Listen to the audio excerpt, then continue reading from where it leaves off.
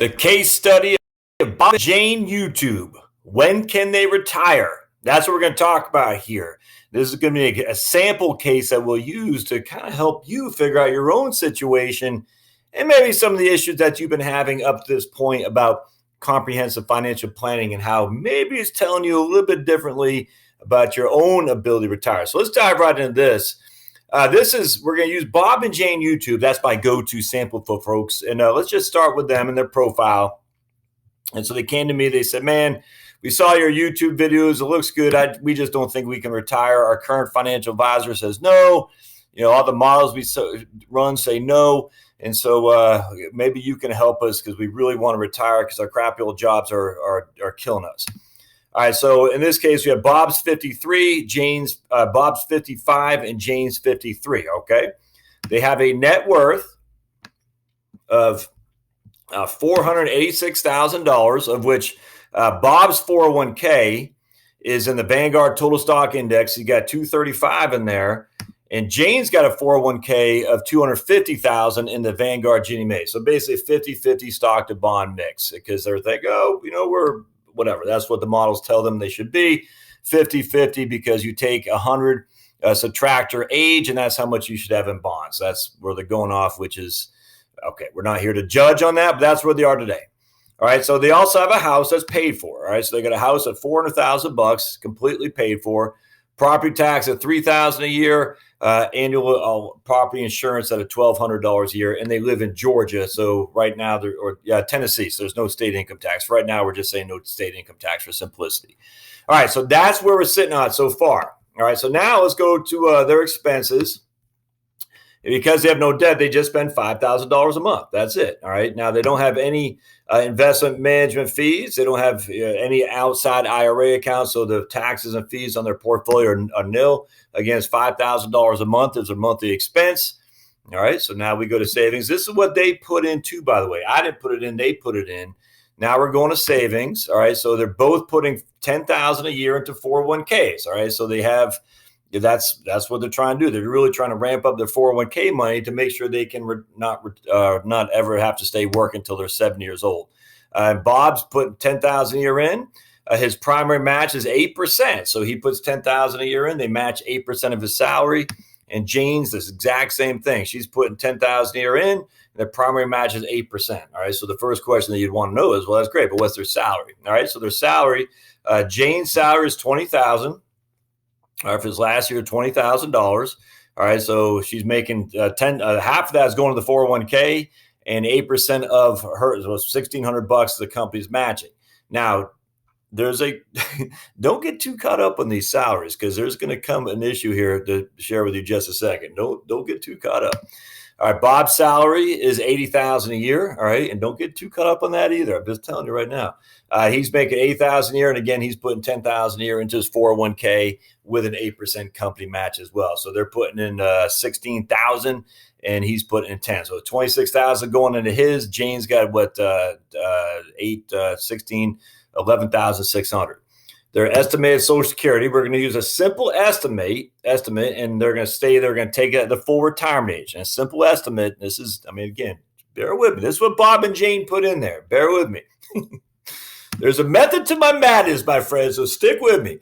All right, and Jane's Social Security, same thing. She's going to take Social Security at her full retirement age of 67 as well. All right, so that's the basic of it. Now, their goals are they want to retire in 5 years. So Bob wants to retire at 60. Jane wants to retire at 57.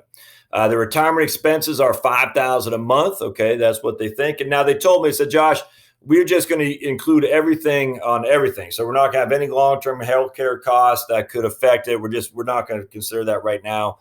We're not even going to include annual health care costs of retirement because we're going to assume that's all encompassing in the $5,000 a month. All right, so that's what they're putting in there. So you with me so far? So that's what they're modeling. They put all this in here. And so now I say, okay, that's great. So we go back to the dashboard. We look at their net worth. No debt, which is a huge thing. And their net worth consists of invested assets, roughly $500,000, real estate assets, $400,000, and a total net worth of $886,000. All right, with me so far. And then if we break it down, we see the joint account, the home is held jointly, And then Jane's got a little bit more in her 401k than Bob does. All right. And so, frankly, the first thing that jumps, and look, I get this like this all the time. And the first thing that jumps out is if Jane's only making $20,000 a year, how come she has more in her 401k?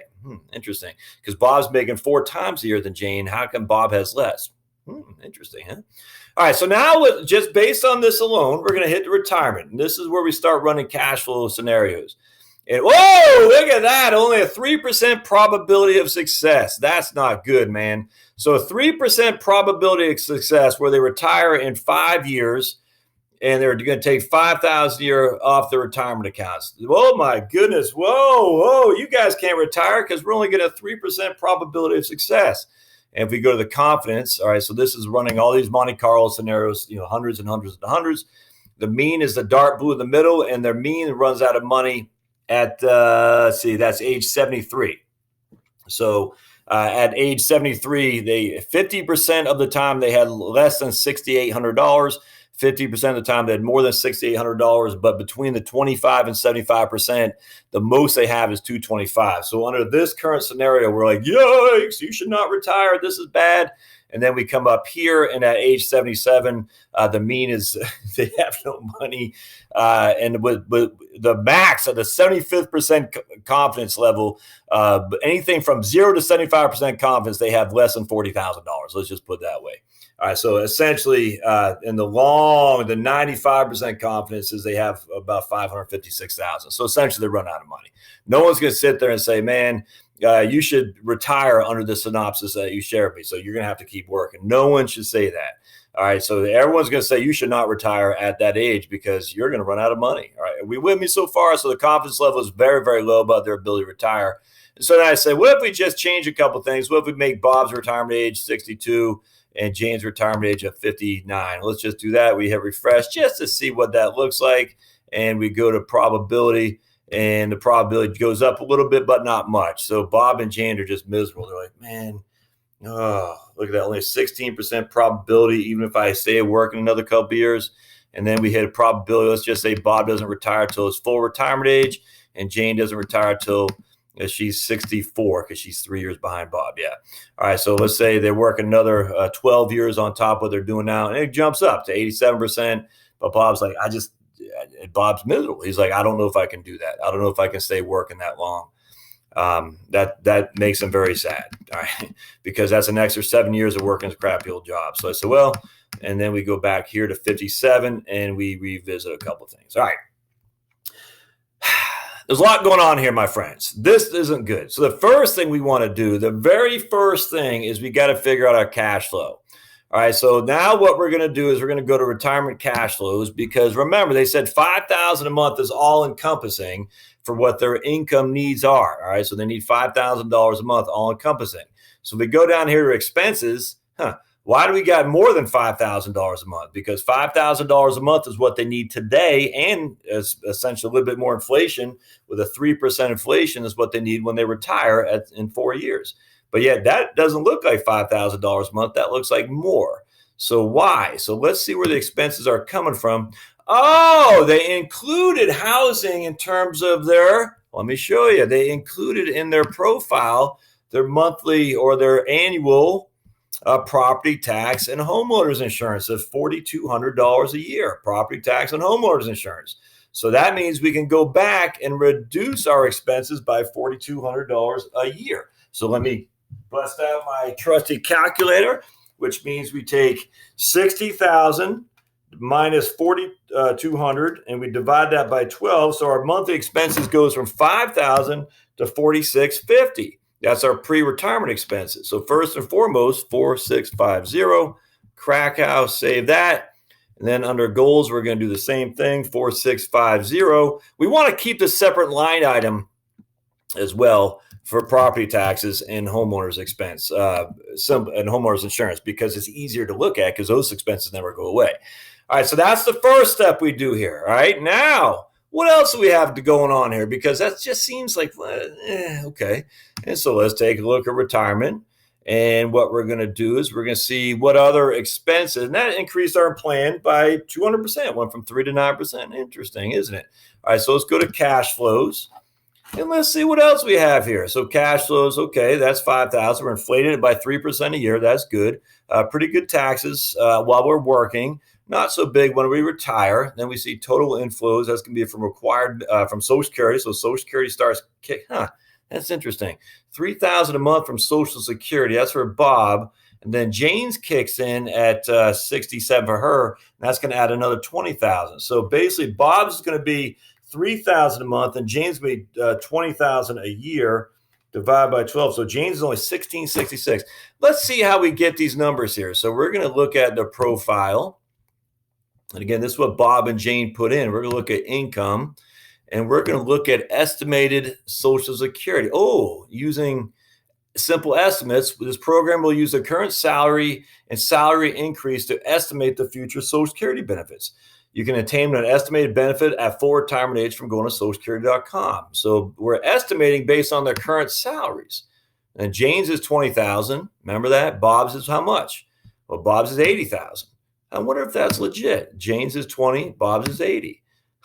Interesting, is it not? So let's go to our trusty spreadsheet. I had Bob and Jane log into socialsecurity.gov, and actually this is not the real numbers for Bob and Jane. Isn't it ironic? So if we go to our trusty spreadsheet, which we just pulled off socialsecurity.gov, we actually take in Jane's actual numbers here. We say, Jane, how much were you making in Social Security as income? Because you're only making 20,000 now. And she goes, well, last year I took a sabbatical from my job. Let's say I worked at Charles Schwab, and they give you a sabbatical every now and again. So when I came back from a sabbatical, I'm only working part-time for the time being. Next year, I'll go back to full throttle salary. So my income in that regard is only 20,000 for the year.